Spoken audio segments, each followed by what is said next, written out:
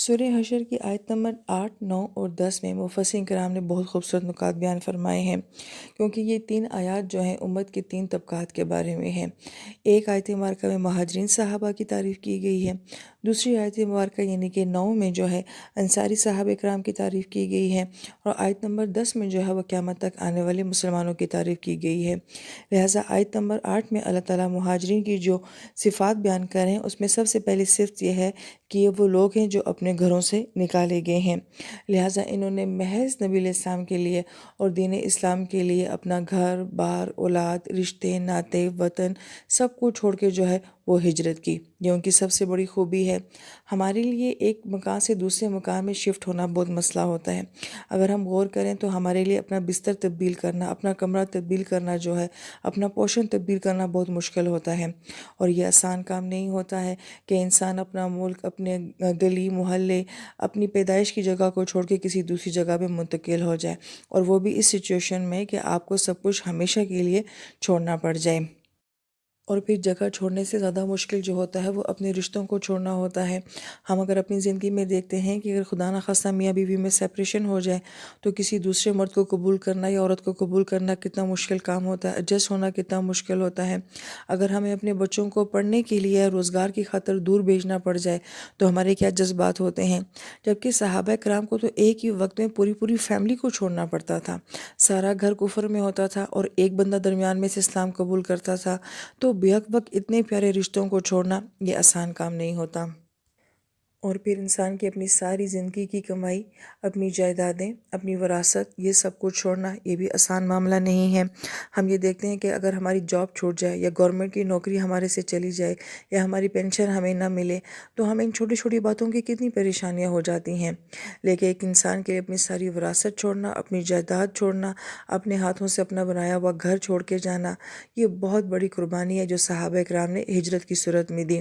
اور پھر اگر ہم آج کے دور کی ہجرت دیکھیں تو کوئی پاکستان سے امریکہ جائے، باہر جائے تو اس کو ہوگا کہ میری زندگی سیٹ ہو جائے گی، جبکہ صحابہ کرام مکہ شریف جب چھوڑ رہے ہیں تو انہیں پتہ ہے کہ آنے والی زندگی بہت زیادہ مشکل ہوگی، اور پھر اس طرح کی ہجرت کرنا یہ صحابہ کرام کا ایمان تھا، اور یہ بہت بڑی خوبی ہے کہ ان لوگوں نے دین کی خاطر ہجرت کی۔ اور آیت مبارکہ پہ اگر غور کیا جائے تو مہاجرین کے ساتھ فقراء لایا گیا۔ اب ایک اگر انسان امیر ہو اور وہ دوسروں کو دینے والا ہو اور ارب پتی ہو، اور اگر وہ یہ کہلایا جائے کہ تم فقیر ہو تو ایک انسان کی عزت نفس کتنی مجروح ہوتی ہے، اور اپنے آپ کو ارب پتی سے فقیر کہلوانا یہ کتنا مشکل کام ہوتا ہے۔ تو گویا کہ زندگی یکدم کتنی تبدیل ہو گئی کہ وہ صحابہ کرام جو کہ جائیدادوں کے مالک تھے، جو کہ مکہ میں کاروبار کرنے والے تھے، اور جب وہ مدینہ شریف تشریف لے کر آتے ہیں تو ان کے پاس کھانے کو کچھ نہیں ہوتا۔ وہ دوسروں کو سپورٹ کرنے والے تھے اور وہاں پہ وہ خود کسی دوسرے کی سپورٹ کے محتاج ہیں۔ اس لیے بالخصوص مہاجرین کے ساتھ جو فقراء کا لفظ لایا وہ یہ کہ جو کچھ وہ پیچھے چھوڑ آئے تھے وہ اب ان کا نہیں تھا۔ تو یہ وہ صحابہ کرام ہیں جنہوں نے اپنے آپ کو دین کی خاطر فقیر بنا لیا تھا یا فقیر کہلوا لیا تھا۔ پھر آیت مبارکہ میں جو ان کی دوسری خوبی بیان کی گئی ہے کہ یبتغون فضلا من اللہ، کہ وہ اللہ تعالیٰ کے فضل کی تلاش میں تھے، وہ رضواناً، اور رضوان کی تلاش میں۔ مفسرین کرام جی فرماتے ہیں کہ فضل کا لفظ عموماً دنیاوی نعمتوں کے لیے آتا ہے، اور رضوان کا لفظ جو ہے وہ آخرت کی نعمتوں کے لیے آتا ہے، یعنی کہ صحابہ کرام اپنی دنیا اور آخرت جو ہے وہ نبی علیہ السلام کے سائے مبارک میں تلاش کر رہے تھے۔ اور تیسری صفت ان کی بیان کی جا رہی ہے کہ وَيَنْصُرُونَ اللَّهَ وَرَسُولَهُ، اور یہ سب انہوں نے کیوں کیا؟ محض دین کی نصرت کے لیے۔ آج ہمارے ملک میں بعض جماعتیں ایسی ہیں جو دین کا کام کرتی ہیں تو وہ یہ کہتی ہیں کہ نصرت کریں، اور آج کا مسلمان اس جماعت کی کیا نصرت کر سکتا ہے کہ اپنا گھر پیش کرتا ہے، کچھ دنوں کا کھانا پیش کر دیتا ہے، یا بہت ہوا جو تبلیغ کرنے والے ہوتے ہیں تو کہا جاتا ہے کہ نصرت کریں، ہمارے ساتھ چلیں،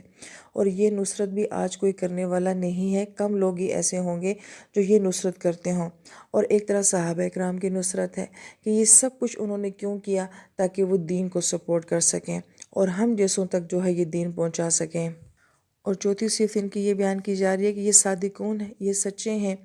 اب یہاں پہ جو صدق معنی ہے وہ دراصل میں دنیا کا سب سے بڑا سچا کلمہ لا الہ الا اللہ ہے، اور محمد رسول اللہ صلی اللہ علیہ وآلہ وسلم ہے۔ یہ محض کلمہ نہیں ہوتا، یہ ایک عہد ہے، یہ ایک وعدہ ہے جو انسان اپنے اللہ کے ساتھ کرتا ہے، اپنے نبی کے ساتھ کرتا ہے۔ تو انہوں نے جو کلمہ پڑھ کے اللہ سے وعدہ کیا تھا، انہوں نے اس وعدے کو سچ کر دکھایا۔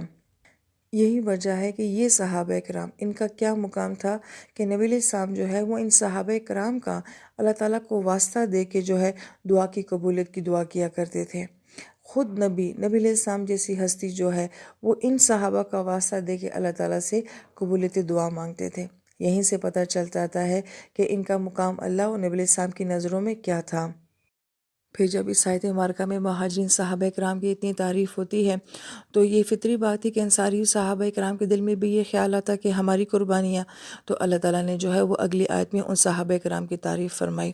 اور یہ اتنے خوبصورت لوگ تھے، مفسرین کرام یہ فرماتے ہیں کہ 13 سال نبی علیہ السلام مکہ میں ان لوگوں کو قرآن سنا رہے ہیں اور براہ راست سنا رہے ہیں، مگر وہ لوگ نہیں سن رہے، وہ نہیں مان رہے، چند ایک کے سوا باقی سب انکار کر رہے ہیں۔ اور یہ لوگ نبی علیہ السلام سے براہ راست سن بھی نہیں رہے ہیں اور یہ دور بھی ہیں، مگر اس کے باوجود جو ہے یہ قرآن کا اثر لے رہے ہیں اور یہ برکتیں سمیٹ رہے ہیں۔ لہٰذا جو قریب والے ہیں وہ محروم ہو رہے ہیں اور جو دور کے لوگ ہیں وہ فیضیاب ہو رہے ہیں۔ یہاں پہ مفسرین کرام بڑی اہم بات یہ بیان فرماتے ہیں کہ ہمارا سابقہ بھی دو طرح کے لوگوں سے پڑتا ہے۔ ایک وہ لوگ ہوتے ہیں جنہیں جتنا مرضی قرآن سنایا جائے وہ قرآن کا کوئی اثر نہیں لیتے، کوئی رسپانس نہیں دیتے ہیں، مگر اس کے برعکس ایک وہ طبقہ ہوتا ہے کہ جو براہ راست نہیں سنتا، انڈائریکٹ سنتا ہے، مگر وہ قرآن کا اثر لے لیتا ہے۔ یہاں پہ بہت ہی غور طلب بات اور اہم بات جو مفسرین کرام بیان فرماتے ہیں وہ یہ کہ بعض اوقات ایسا ہوتا ہے کہ ایمان والے قرآن کو وہ اہمیت نہیں دے رہے ہوتے جو ان کو دینی چاہیے۔ مسلمان قرآن کو ویسے نہیں سمجھ پا رہا جیسے کہ سمجھنا چاہیے۔ اس کے برعکس ایک ایسا شخص جو کہ ابھی کافر ہے، جو قرآن بھی نہیں جانتا، ایمان بھی نہیں جانتا، مگر اس کے پاس اتنا خوبصورت دل ہے، اتنی خوبصورت شخصیت ہے کہ جب اس کے پاس قرآن پہنچے گا وہ فوراً اس کو ایکسیپٹ بھی کر لے گا اور اپنے اندر جذب بھی کر لے گا۔ یہ بہت اہم طلب بات ہے، اور یہ کب ہوتا ہے کہ جب مکہ والوں نے قدر نہیں کی تو اللہ پاک کی نعمت کہاں شفٹ کر کے لے گئے؟ مدینہ شریف لے گئے۔ اسی طریقے سے یہ فارمولہ ہمیں بتا دیا گیا ہے کہ جب جس چیز کی قدر نہیں کی جائے گی، اللہ تعالیٰ کی کسی بھی نعمت کی جب قدر نہیں کی جائے گی تو وہ نعمت شفٹ ہو جائے گی، وہ وہاں سے چلی جائے گی۔ اس کو بعض اہل علم نے یوں بیان کیا ہے کہ اگر مسلمان جو ہیں جب جہاں جس خطے میں اسلام گیا ہے اور ان لوگوں نے اسلام کو اگر قبول نہیں کیا ہے یا اس نعمت کی قدر نہیں کی ہے، تو پھر اللہ تعالیٰ کا قانون یہ ہے کہ اللہ تعالیٰ اس جگہ سے وہ نعمت لے کے کسی دوسرے کو دے دیتے ہیں۔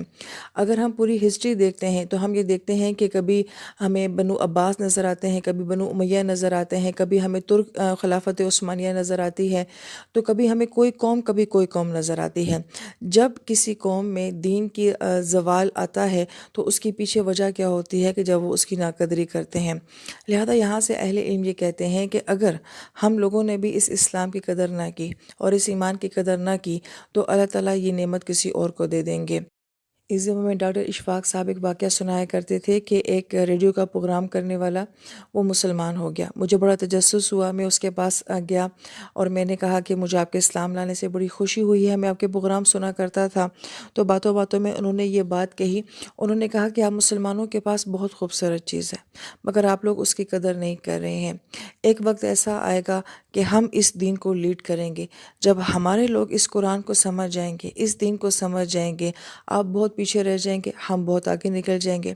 اشفاق احمد صاحب کہتے ہیں مجھے یہ بات اچھی نہیں لگی۔ میں نے کہا ایسا کیوں ہوگا؟ تو انہوں نے کہا اس لیے کہ آپ ایک ڈسپلن قوم نہیں ہیں اور ہم ایک ڈسپلن قوم ہیں۔ ہمیں وہ ساری خوبیاں ہیں جو کہ قرآن بیان کرتا ہے، جو کہ اسلام بیان کرتا ہے، صرف ہمیں اس دین سے تعارف نہیں ہے، اس کتاب سے تعارف نہیں ہے، اور جس دن اس دین کا اور اس کتاب کا تعارف ہماری قوم تک پہنچے گا، ہماری قوم اس کو اڈاپٹ کر لے گی، آپ لوگ کہیں پیچھے رہ جائیں گے۔ تو اشفاق احمد صاحب کہتے ہیں میں نے ان سے کہا کہ تو پھر ہمارا کیا ہوگا؟ تو انہوں نے کہا کہ آپ میں جو اخلاص والے لوگ ہوں گے، اچھے لوگ ہوں گے، وہ ہوں گے ضرور، مگر وہ کہیں پیچھے ہوں گے اور ہم اس دین کو لیڈ کریں گے۔